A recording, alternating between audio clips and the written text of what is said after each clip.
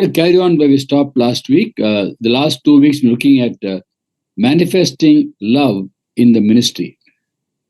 हम जहां पिछली बार रुके थे वहीं से आगे चलेंगे। पिछले 2 हफ्ते से हम देख रहे हैं परमेश्वर के प्रेम को प्रकट करना अपनी सेवकाई के द्वारा। And the week before last, we spoke about the ministry of the Lord Jesus Christ. और पिछले हफ्ते हमने मनन किया था प्रभु यीशु मसीह की जो सेवकाई थी उसके ऊपर, who is Emmanuel, God with us. जो कि परमेश्वर है, परमेश्वर हमारे साथ, इमैनुअल है। And we all know that God is love. और हम सब जानते हैं कि परमेश्वर प्रेम है। 1 John 4:16 says, God is love. और पहला यूहन्ना 4:16 में लिखा है परमेश्वर प्रेम है। Yes, everything Jesus did and what he taught all came from love because he's a personification of love. प्रभु ने जो बोला, जो कुछ किया वो प्रेम से किया, क्योंकि प्रभु यीशु मसीह प्रेम का प्रगटीकरण है। So if you want to really imitate his life, as the Bible says in Ephesians 5:1, be imitators of God. और हमें प्रभु यीशु मसीह के जीवन का ही अनुसरण करना है, जैसा कि इफिसियों 5:1 में लिखा है कि हमें परमेश्वर के सदृश बनना है। We have to study the life of the Lord Jesus Christ as he walked this earth and recorded in the 4 Gospels. और हमें प्रभु यीशु मसीह का जीवन जैसे चारों सुसमाचार में लिखा है उसका अध्ययन करना है और उसका अनुसरण करना है। Then we spoke about the Apostle Paul last week. और पिछले हफ्ते हमने पौलुस के जीवन पर मनन किया था। How in 1 Corinthians 11:1 he writes, "Follow me as I follow the Lord." और जैसा पहला कुरिन्थियों 11:1 में वो लिखता है, तुम मेरी सी चाल चलो जैसा मैं मसीह की सी चाल चलता हूँ। And his ministry was entirely constrained and compelled by the love of God. और पौलुस की पूरी सेवकाई और जो कुछ ने उसका जीवन था वो परमेश्वर के प्रेम के बंधन के अनुसार था। In 2 Corinthians 5:14 he says, "The love of God compels me. I'm constrained by the love of God to share the gospel." और दूसरा कुरिन्थियों 5:14 में वो कहता है मसीह का प्रेम हमें विवश कर देता है, इसलिए कि हम सब समझते हैं हमें उस प्रेम हमें विवश करता है उसकी सेवकाई के लिए। Whatever ministry God has given us, we cater to 2 kinds of people. और जो भी सेवकाई प्रभु ने हमें दी है वो हम 2 तरीके के लोगों के लिए करते हैं। From God's perspective, there are only 2 kinds of people in the world.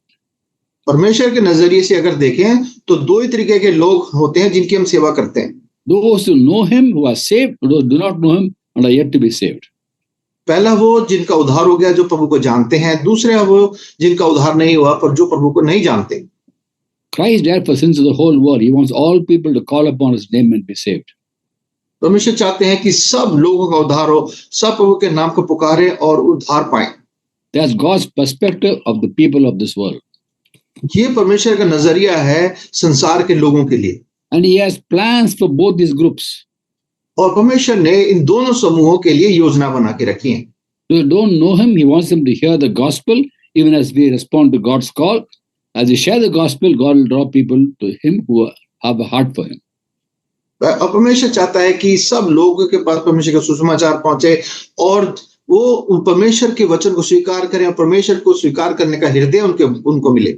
And God's will is no one is lost, all come to repentance. और परमेश्वर की इच्छा ये है कि कोई भी खोए ना, भटके ना, सब उद्धार पाएं, मन फिराएं और उद्धार पाएं। That's as far as those who do not know God. और ये उन लोगों के लिए है जो परमेश्वर को नहीं जानते। What about those who know God? उनके बारे में क्या जो प्रभु को जानते हैं? He has a plan for them also. परमेश्वर ने उनके लिए भी योजना रखी है। He wants all those who know him to grow in his knowledge to become more and more like Jesus. वो चाहते हैं, प्रभु की इच्छा ये है कि जो उसको जानते हैं वो और उसके ज्ञान में बढ़ते जाएं और प्रभु यीशु मसीह की समानता में बदलते जाएं। To be true disciples of Jesus.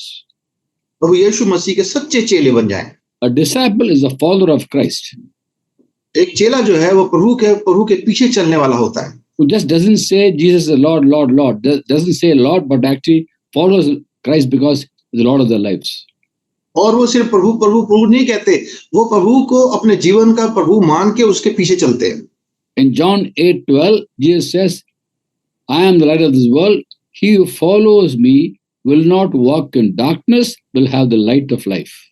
यूहन्ना 8:12 में प्रभु यीशु मसीह ने कहा, तब यीशु ने फिर लोगों से कहा, जगत की ज्योति मैं हूँ, जो मेरे पीछे हो लेगा वह अंधकार में ना चलेगा परंतु जीवन की ज्योति पाएगा। So God's plan for the second group of people is that they are not complacent about the knowledge of God, but grow in the grace and knowledge of Jesus. और प्रभु की इच्छा ये है कि जो प्रभु को जान गए हैं वो उसी में संतुष्ट ना रहें, पर प्रभु के ज्ञान में, उसकी बुद्धि में बढ़ते चले जाएं। So in our ministries, we are called to be on the one side. If you're called to do that, share gospel with people of other faiths, of who do not know the Lord. और प्रभु ने अगर हमारे को इस सेवकाई में बुलाया है कि हम जो प्रभु को नहीं जानते उनकी सेवकाई करें, तो हमें उनको सुसमाचार सुनाना है प्रभु की इच्छा मानते हुए। And or with regard to second group, build them up in the most holy faith. और अगर दूसरे समूह के लिए है तो हमारे को उनको पवित्र विश्वास में बढ़ाते चले जाना है। Instruments in them being disciple for Christ. और हमें एक ऐसा यंत्र बनना है, ऐसा हथियार बनना है कि प्रभु के विश्वास में वो बढ़ते चले जाए। Acts 11:26 says the disciples were first called Christians at Antioch. और प्रेरितों का काम 11:26 में लिखा है कि एंटियोक में सबसे पहले लोगों को मसीह बोला गया। The disciples were called Christians, disciples, followers of Christ. जो प्रभु के पीछे चलते थे, जो प्रभु के पीछे चलने लगे, उनको मसीह बोला गया। The word Christian means belongs to Christ. और जो मसीह शब्द है उसका मतलब है जो मसीह के हैं। We belong to Christ because he purchased us by his blood. He bought us by his blood. और हम उसके क्यों हैं? क्योंकि उसने अपने लहू से हमें मोल लिया है। He bought us by his blood that we live for him, no longer living for ourselves, but live for him. और हमें उसने अपने लहू से खरीदा है ताकि हम आगे को अपने लिए ना जिएं पर प्रभु के लिए जिएं। In 2 Corinthians 5:15, Paul writes, और दूसरा कुरिन्थियों 5:15 में पौलुस लिखता है, and he died for all that those who live will no longer live for themselves, but for him who died for them and was raised again. और वह इस निमित्त सबके लिए मरा कि जो जीवित हैं वे आगे को अपने लिए ना जिएं, परंतु उसके लिए जो उनके लिए मरा और फिर जी उठा। So today I'm going to talk about the second part. Last week I spoke about Paul ministering in love to people of other faiths, to the non-believers. आज हम जो है दूसरे समूह की बात करेंगे। पिछले हफ्ते हमने पौलुस की सेवकाई को देखा था कि जो दूसरे विश्वास के लोग थे उनके बीच में वो सेवकाई कर रहा था। How in Athens he was so compassionate with the people indulging in idol worship. और कैसे उसने एथेंस के जो लोग थे जो मूर्ति पूजा में लगे थे उनके साथ उनको कैसे सुसमाचार सुनाया। He didn't condemn them for idol worship, but he shared with them about how the God did not know who that God is, the unknown God. और उसने उनको उनकी अविश्वास के कारण या दूसरे मूर्तियों के पीछे चलने के कारण उनको दोष नहीं लगाया, पर उनको जो जिस अज्ञान परमेश्वर की वो सेवा कर रहे थे, उपासना कर रहे थे, उसके बारे में उनको What बताया। about fellow believers? पर जो साथ के विश्वासी थे उनके साथ कैसा था? We're called to minister to them, to build them up in the faith with the love of God, completely the love of God, not condemning them, not criticizing them, but to build them up. और हमें बुलाया गया है कि हम जो हमारे साथ के विश्वासी लोग हैं उनको प्रेम से उनको बढ़ाते जाएं और उन पे दोष ना लगाएं, उनको प्रेम से उनको आगे मसीह में मजबूत करें। Many people tell me it's easier to love non-Christian than to love Christians because we expect a lot from Christians. They don't measure up to that. और बहुत से भाई लोग बोलते हैं भाई को कि हमारे लिए जो परमेश्वर को नहीं जानते उन लोगों से प्रेम करना आसान है बनिस्बत उनके जो परमेश्वर को जानते हैं, क्योंकि वो उस स्तर तक पहुंचते नहीं जिस स्तर तक वो उम्मीद रखते हैं उनकी। Because they say they believe in Jesus, so when they believe in Jesus, their life should be different. Why is it not different from others? वो कहते हैं कि हम प्रभु को जानते हैं, पर उनका जीवन जो है जो बाकी लोगों से उनका फर्क दिखता नहीं है। Now Jesus said in John 13:35, और यीशु मसीह ने यूहन्ना 13 उसकी 35वीं आयत में कहा, by this all men know you are my disciples if you love one another. यदि आपस में प्रेम रखोगे तो इसी से सब जानेंगे कि तुम मेरे चेले हो। If the will of God is that within the body of Christ is so much of love for each other, the other people know that we are true disciples of Jesus. और जो मसीह के लोग हैं उनमें आपस में इतना प्रेम होगा कि जब दूसरे लोग देखेंगे तो इस बात को समझ लेंगे कि ये प्रभु के चेले हैं। It is seen in churches today all over the world. There's so much of divisions in the church and lack of love. There's gossip, bitterness, malicious talk, slander, everything that is ungodly. और हम आज के समय में कलीसियाओं को देखते हैं कि कैसे आपस में बड़ा विरोध है, एक दूसरे की बुराई करते हैं, एक दूसरे झगड़ा करते हैं, उनमें प्रेम नहीं है। We're called to minister to each other in the love of God. और हमें बुलाया गया है कि हम एक दूसरे की सेवकाई करें, सेवा करें प्रेम से। And the Apostle Paul ministered to fellow believers in the love of God. और पौलुस ने जो दूसरे अपने साथ के विश्वासी थे उनके साथ उनकी सेवा करी प्रेम के साथ। The entire ministry, be it to Gentiles or to fellow Christians, was always constrained by the love of God. और पौलुस ने जो सेवकाई करी चाहे दूसरे विश्वास के लोगों के बीच में या जो प्रभु यीशु मसीह के मानने वाले लोग थे, उन सबको उसने दोनों सेवकाई प्रेम से करी। Many times very patient with unbelievers, but we are not patient with believers. हम अविश्वासियों के साथ तो कई बहुत धैर्य रखते हैं, पर जो विश्वासी लोग हैं उनके साथ हम बिल्कुल धैर्य नहीं रखते। And if you look at letter of Paul to the Ephesians in chapter 4 of Ephesians, और अगर पौलुस की पत्री जो इफिसियों की उसने लिखी उसके चौथे अध्याय में अगर हम देखें, in verse 2 he writes, और दूसरी आयत में वो लिखते हैं, be completely humble and gentle, be patient, bearing one another in love. अर्थात सारी दीनता और नम्रता सहित और धीरज धरकर प्रेम से एक दूसरे की सह लो। There's a danger of divisions in the church in Ephesus because of false people coming in and confusing others. और इफिसियों की कलीसिया में बड़ा एक खतरा हो गया था कि ये टुकड़े टुकड़े हो जाए, क्योंकि झूठे प्रचारक आ गए थे और वो उनमें एक मतभेद ला रहे थे। And Paul is exhorting the church people to be completely humble and gentle, be patient, bearing one another in love. और पौलुस उस कलीसिया के लोगों को समझा रहा है कि तुम सारी दीनता के साथ, नम्रता के साथ, धीरज से एक दूसरे को, धीरज से, प्रेम से एक दूसरे की सह लो। Verse 3 says, make every effort to give unity to the spirit of the bond of peace. और तीसरी आयत में कहता है, मेल के बंधन में आत्मा की एकता रखने का यत्न करो। There's one body and one spirit, एक ही देह है और एक ही आत्मा है, one hope to you call when you are called. और तुम्हें जो बुलाए गए हो ये अपने लिए जाने के लिए एक ही आशा है। One Lord, one faith, one baptism, one God and Father who is over all, through all and in all. और एक ही प्रभु है, एक ही विश्वास, एक ही बपतिस्मा और सबका एक ही परमेश्वर और पिता है, जो सबके ऊपर और सबके मध्य में और सब में है। If everyone are called for the same calling and we all have the same Lord, same faith, same baptism, why are we different? Why are we having difference between us? तो जब हम एक ही प्रभु के हैं, एक ही विश्वास में है, एक ही बपतिस्मा हमने लिया है, तो हम फिर हमारे अंदर ये मतभेद क्यों, हम अलग अलग क्यों बातें करते हैं? Prime reason is ego and pride. और इसका एक बहुत मुख्य कारण है कि अपने घमंड होना, अपने आप को ऊंचा समझना। That's why rise, be completely humble and gentle. और हमारे को तो एकदम नम्र और बहुत ही नम्र होना चाहिए। Be patient, bearing one another in love. हमें धीरज के साथ एक दूसरे को प्रेम से उनकी सह लेनी है। When you have the love of God, there's no pride.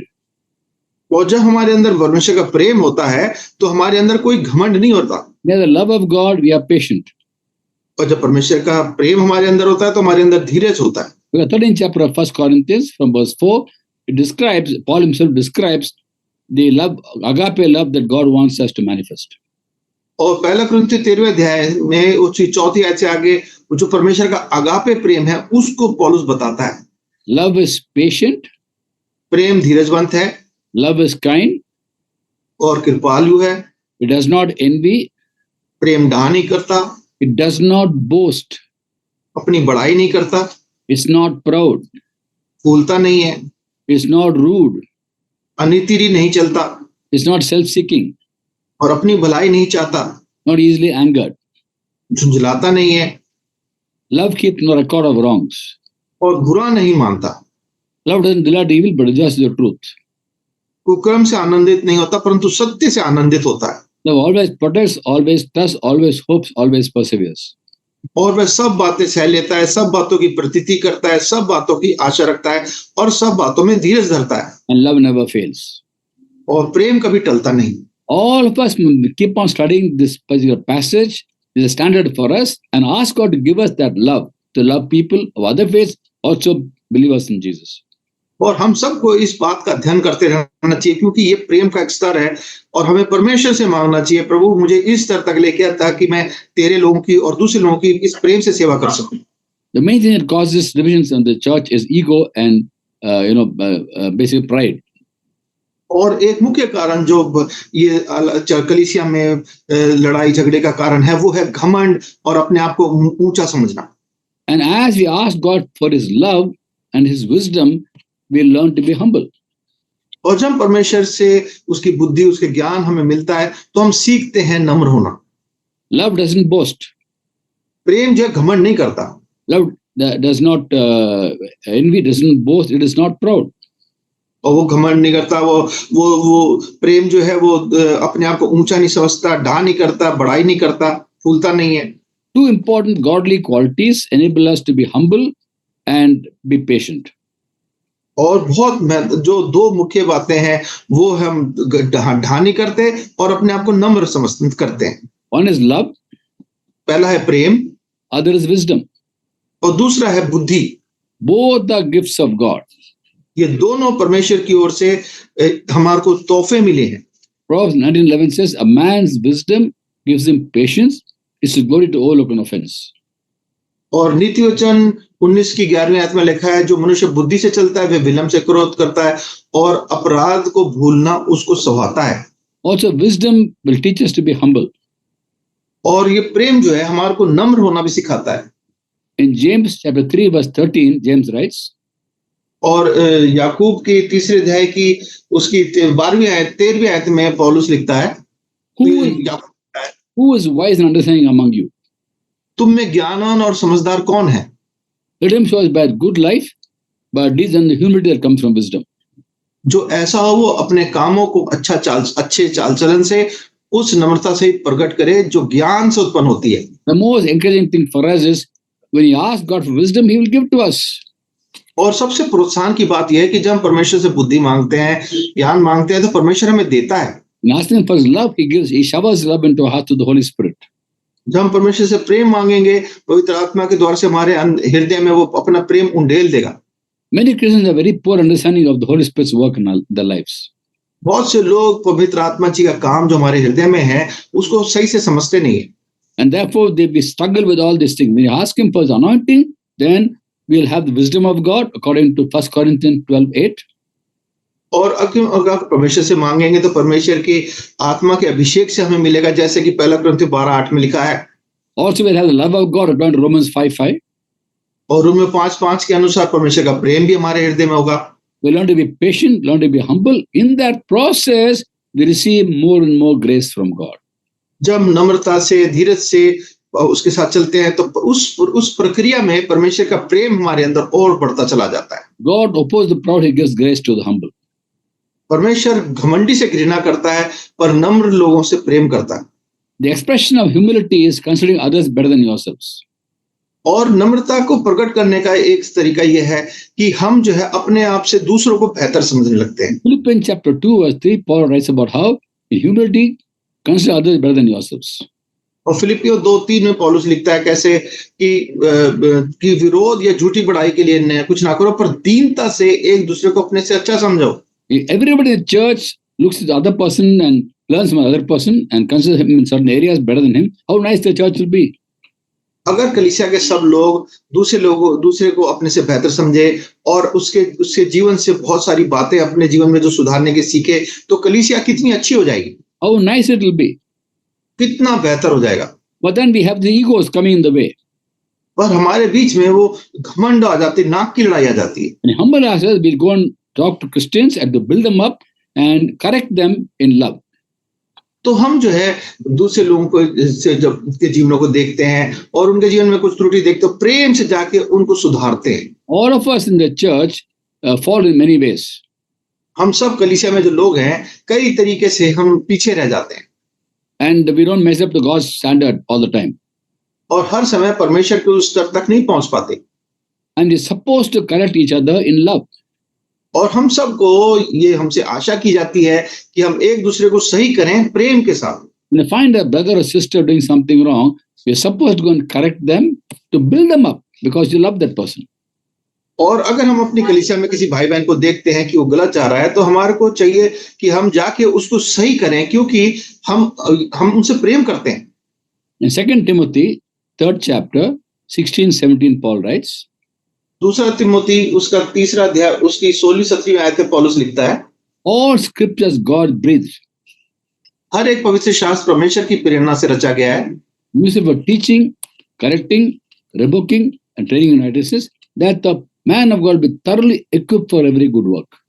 और उपदेश और समझाने और सुधारने और धर्म की शिक्षा के लिए लाभदायक है, ताकि परमेश्वर का जन सिद्ध बने और हर एक भले काम के लिए तत्पर हो जाए। We're supposed to correct each other and build up each other in the faith.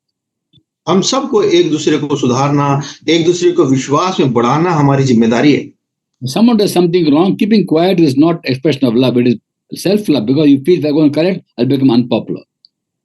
तो हमारा अगर हम किसी को गलत देखते हैं, उसको सही नहीं करते, तो ये हम दिखाएंगे कि हम अपने से प्रेम करते हैं, क्योंकि हम उसको वो प्रेम दिखाना नहीं चाहते। We're supposed to judge each other और हम वो एक दूसरे का न्याय करने लग जाते हैं। within the body of Christ. मसीह की देह में हमें एक दूसरे को सुधारना और उसको सही करना हमारा फर्ज है। In 1 Corinthians chapter 5, 12 and 13, we read, और पहला कुरिन्थियों उसका 5वां अध्याय उसकी 12वीं 13वीं आयत में हम पढ़ते हैं, what business of mine to judge those outside the church? क्योंकि मुझे बाहर वालों का न्याय करने का क्या काम? Are you not to judge those inside the church? क्या तुम भीतर वालों का न्याय नहीं करते? God will judge those outside the church. परंतु बाहर वालों का न्याय परमेश्वर करता है। We're supposed to judge those inside the church. तो हम जो कलीसिया के अंदर लोग हैं, उसके भीतर उनका न्याय हमारे फर्ज है करना। Most Christians have very misunderstanding they have about judging each other. पर ये जो न्याय करने की बात है एक दूसरे का, इसके बारे में मसीह लोगों की बड़ी गलत धारणा है। We're supposed to judge one another within the body of Christ. और हमें एक दूसरे का न्याय करना है मसीह की देह के अंदर। Why is misunderstanding comes? और ये अपने बीच में मतभेद क्यों आता है? Look at 7th chapter of Matthew. मत्ती के 7वें अध्याय में अगर हम देखें, Look at the first 2 verses and then just stop there. पहली 2 आयतों को देखेंगे, फिर हम रुक जाएंगे यहाँ। That those verses say, don't judge, I will be judged. दोष मत लगाओ कि तुम पर दोष ना लगाया जाए, The same measure you judge, you will also be judged. क्योंकि जिस प्रकार तुम दोष लगाते हो उसी प्रकार तुम पर भी दोष लगाया जाएगा। Based on that, we don't judge each other, we don't correct each other. और इस बात को सोच देखते हुए हम एक दूसरे का वो न्याय नहीं करते, उनको ठीक नहीं करते। If we don't read 3rd, 4th and 5th verse, पर हम 3री, 4थी और 5वीं आयत नहीं पढ़ते। what does Jesus say there? प्रभु यीशु मसीह क्या कहते हैं यहाँ? How can you judge when you have a plank in your eye, when the brother has a speck of sawdust in his eye? तू क्यों अपने भाई को की आंख के तिनके को देखता है और अपनी आंख का लट्ठा तुझे नहीं सूझता? First, remove the plank, you can see better, remove the speck. और जब तेरी आंख में लट्ठा है तो अपने भाई को कह सकता है, तो पहले अपनी आंख से ये लट्ठे को निकाल, फिर तो अपने भाई की आंख से तिनका देख सकेगा, निकाल पाएगा। When the Lord says, don't judge, you'll be judged, what he means is, don't judge having a plank in your eye. जब प्रभु कह रहे हैं न्याय मत करना, उसका मतलब ये है कि तब न्याय ना करना जब तेरी आंख में लट्ठा पड़ा हुआ है। Other person has only a speck, you have a plank, and you don't judge with the plank. और दूसरे की आंख में तो तिनका है, पर तेरी आंख में लट्ठा पड़ा है, तू लट्ठा लेके उसका न्याय मत कर। Remove the plank, you can see better, remove the speck. पहले अपने लट्ठे को निकाल, ठीक से देखने लग, फिर उसके तिनके को निकाल। What's happening in the church today? पर कलीसिया में आजकल क्या हो रहा है? We don't love each other, हम एक दूसरे से प्रेम नहीं करते, we don't correct each other. एक दूसरे को ठीक नहीं करते। They got a plank, he's got a speck, and we don't talk about his speck, he doesn't talk about our plank. The church is full of planks and specks. और उसकी आंख में तिनका है, हमारी आंख में लट्ठा है, और सब पूरी कलीसिया में लट्ठे और तिनके ही भरे हुए हैं। And Christ comes second time, he'll find a church full of planks and specks. और प्रभु यीशु मसीह जब दोबारा आएंगे तो देखेंगे कलीसिया में लट्ठे और तिनके ही पड़े हुए हैं। We're called to remove the particular sin in our lives with the same sin he's got. You know, why do they say plank and speck of sawdust? Both are made same material. और क्यों, अगर हमारे जीवन में कोई पाप है और दूसरे के जीवन में भी वही पाप है, तो उसके आंख के तिनके को तिनका बोला गया, हमारी आंख का लट्ठा क्यों बोला गया? क्योंकि दोनों एक ही चीज से बने, Both are made of wood. दोनों लकड़ी के बने हुए हैं। What really means is when someone has a particular sin in a small measure, you have the same sin in a large measure, you come out of the sin and then go and help him come out of that his sin. और उसका मतलब ये है कि उसके जीवन में भी वही पाप है, पर आपके जीवन में भी वो पाप है, पर आपके जीवन में ज्यादा है, तो पहले हमारे को उस अपने आप को ठीक करना है, फिर जाके उस दूसरे भाई को ठीक करना है। Always correct in love with the primary purpose that this person become a better child of God after he turns from sin. और हमें इसलिए न्याय करना है कि वो एक अच्छा विश्वासी बन जाए जब वो अपने पापों से फिर जाए। And the Apostle Paul was very noted for this. और पौलुस इस बात के लिए बहुत माना जाता था। He knew as an apostle he had authority to build people up, not to tear them down. और उसको पता था कि एक प्रेरित होने के नाते उसकी जिम्मेदारी है कि लोगों को बनाए, उनको गिरा ना दे, फाड़ ना दे। Correct others in love. दूसरों को ठीक करना प्रेम के साथ। With himself is very strict with himself, but very compassionate with other people. और वो जो है अपने लिए तो बड़ा सख्त था, पर दूसरों के लिए उसी बात के लिए बहुत नम्र होता था। In 1 Thessalonians chapter 2, 10, 11, 12, he writes, पहला थिस्सलुनीके दूसरा अध्याय 10, 11, 12 में पढ़ते हैं, "You are witnesses and so is God of how holy, righteous and blameless be among you who believe." तुम आप ही गवाह हो और परमेश्वर भी, और तुम्हारे बीच में जो विश्वास रखते हैं तो हो हम कैसी पवित्रता और धार्मिकता और निर्दोषता से रहे। But he dealt with you as a father his own children, encouraging, comforting, and urging you to live lives worthy of God. और जैसा तुम जानते हो कि जैसा पिता अपने बालकों के साथ बर्ताव करता है, वैसा ही हम तुम में से हर एक को भी उपदेश करते और शांति देते और समझाते थे। Himself is very strict with himself. वो अपने साथ तो बहुत सख्त है, The others, compassionate and kind, like a father dealing with children. पर दूसरों के साथ वो बहुत नम्रता से, प्रेम से करता है, जैसे एक पिता अपने बालकों के साथ करता है। And yet this passion that they should turn and enjoy this walk with God. और उसके अंदर ये लगन है कि वो लोग बदल जाएं, मुड़ जाएं अपने रास्ते से और परमेश्वर के प्रेम में बढ़ते जाएं। But this love for people doesn't come overnight. It's a process. और ये जो प्रेम है लोगों के लिए, ये अचानक से नहीं आता, ये एक प्रक्रिया है।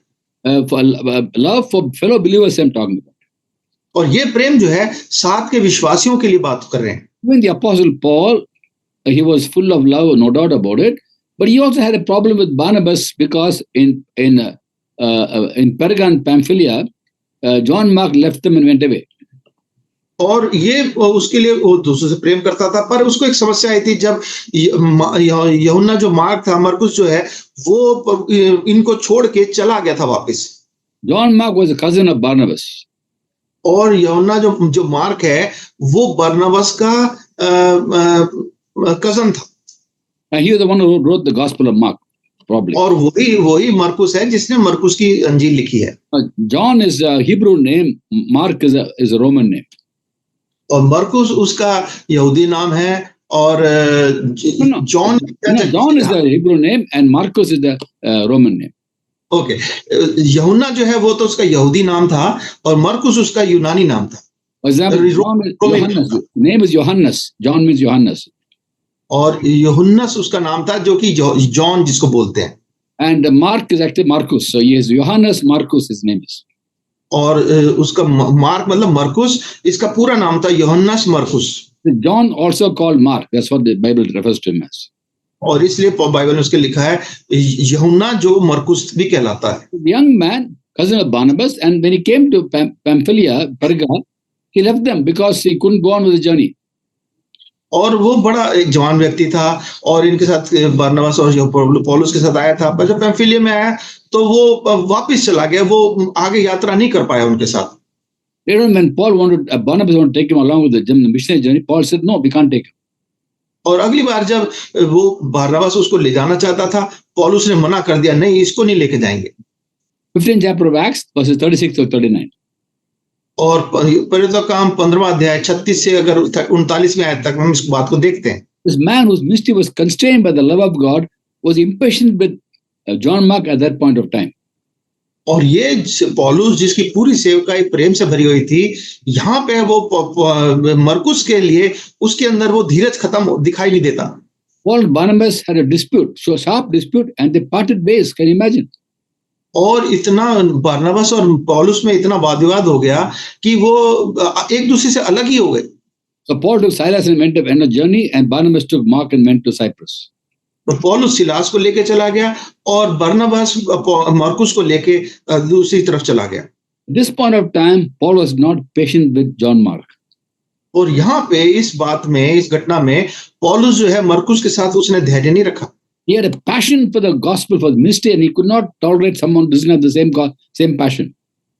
और उसके अंदर इतनी लगन थी सुसमाचार के लिए कि दूसरा व्यक्ति अगर उस लगन से नहीं था तो उसको बर्दाश्त नहीं कर पाया। You want everyone to have the same zeal, but it's not always possible.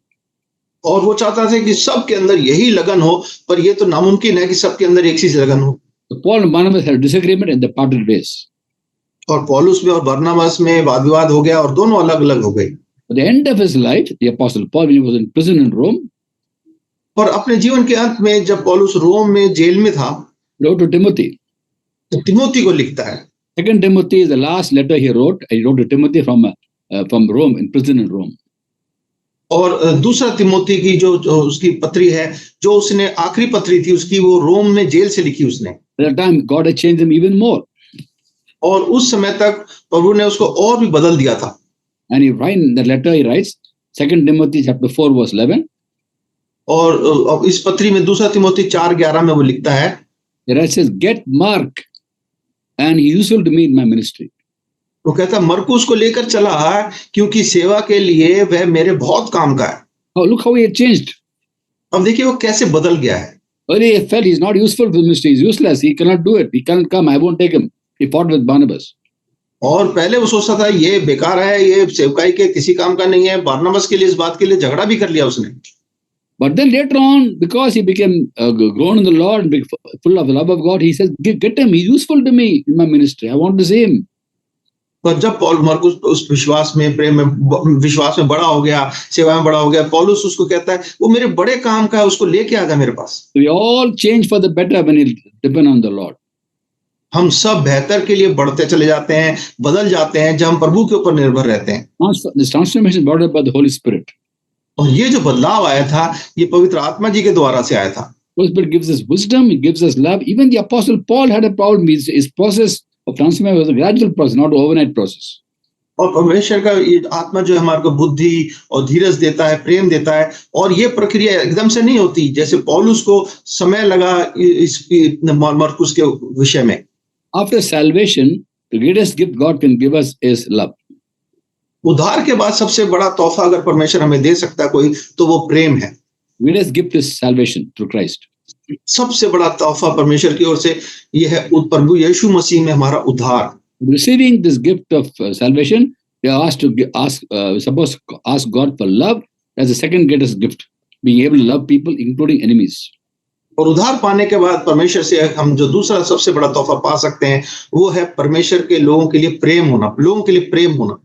1 Corinthians 13 chapter 13 says, 3 things remain: faith, hope, and love, and the greatest is love. और पहला कुरिन्थियों 13:13 में लिखा है, और विश्वास, आशा और प्रेम, ये तीनों स्थायी हैं, पर इन सब में सबसे बड़ा प्रेम है। When you serve people out of love for God and love for them, it's a joyful experience. और जब हम परमेश्वर के प्रेम से लोगों की सेवा करते हैं, तो ये बड़ा आनंद का अनुभव होता है। Never lose a zeal for God, zeal for service. और हम अपने उत्साह को कभी परमेश्वर की सेवा के लिए उसको हम कभी खोते नहीं हैं। The Lord restored Simon Peter to the ministry in 21st chapter of John. और यूहन्ना के 21वें अध्याय में पतरस को प्रभु यीशु मसीह ने वापस सेवकाई में लिया। He asked him 3 times, do you love me? Do you love me? Do you love me? और उसे 3 बार पूछा, क्या तू मुझसे प्रेम करता है? क्या तू मुझसे प्रेम करता है? क्या तू मुझसे प्रेम करता है? He says, yes, I love you, Lord. वो कहता है, हाँ प्रभु, मैं तुझसे प्रेम करता हूँ। Lord says, then feed my lambs. तो कहते हैं, जा मेरे भेड़ों को, मेमनों को चरा। Feed my sheep. मेरी भेड़ों को चरा। Take care of my sheep. और मेरी भेड़ों की रखवाली कर। So us taking care of God's people should come out of love for God. और हमें repeat brother. Our taking care of God's people, building up people, Christians, Christians should come out of love for God. और हम जो सेवकाई करते हैं दूसरे विश्वासी लोगों के लिए, वो परमेश्वर का प्रेम के द्वारा से हमारे अंदर जो है उसके द्वारा से आना चाहिए। Hebrews chapter 6 verse 10 we read.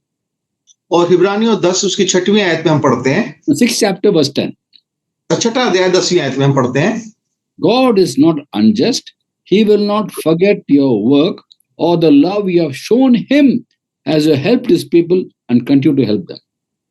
क्योंकि परमेश्वर न्यायी नहीं कि तुम्हारे काम और उस प्रेम को भूल जाए जो तुमने उसके नाम के लिए इस रीति से दिखाया कि पवित्र लोगों की सेवा करी और कर भी रहे हो। In other words, when we serve people to build up people, the fellow believers in the faith with love, is out of love for God because it's a calling He has given us. तो जब हम दूसरे लोगों की सेवा या विश्वास साथ संग विश्वासियों की सेवा करते हैं प्रेम से, तो वो प्रेम के द्वारा से कि वो हम करते हैं जो परमेश्वर ने हमारे को उसी के लिए बुलाया है। And the reward for service is the Lord Himself. और हमारी सेवकाई का जो इनाम है वो परमेश्वर प्रभु यीशु मसीह खुद हमारा है।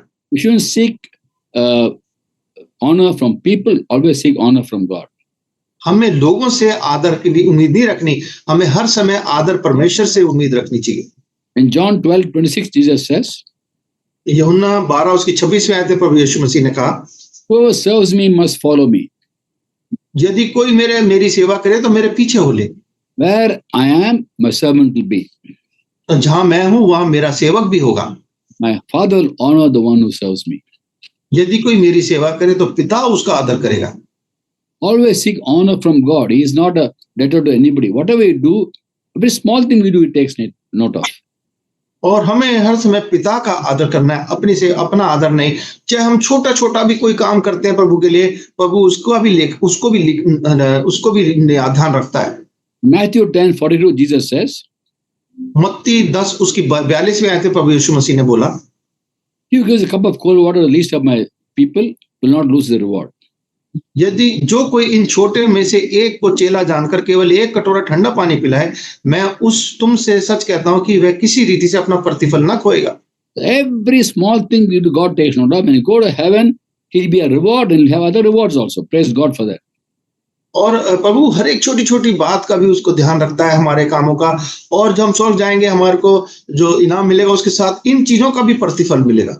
So please ask God for His love, to be able to love people of other faiths, to share the gospel with them, also to build up fellow believers to be true disciples of Jesus. तो मैं परमेश्वर से प्रेम मांगना है कि प्रभु मैं उस प्रेम से जो अविश्वासी लोग हैं उनको प्रेम से उनको सुसमाचार सुना सकूं, और साथ के साथ अपने संगे विश्वासियों को भी प्रेम से उनको भी संभालूं, उनको भी बढ़ाता चला जाऊं। May God bless each one of us. प्रभु हम सबको बहुत आशीष दे।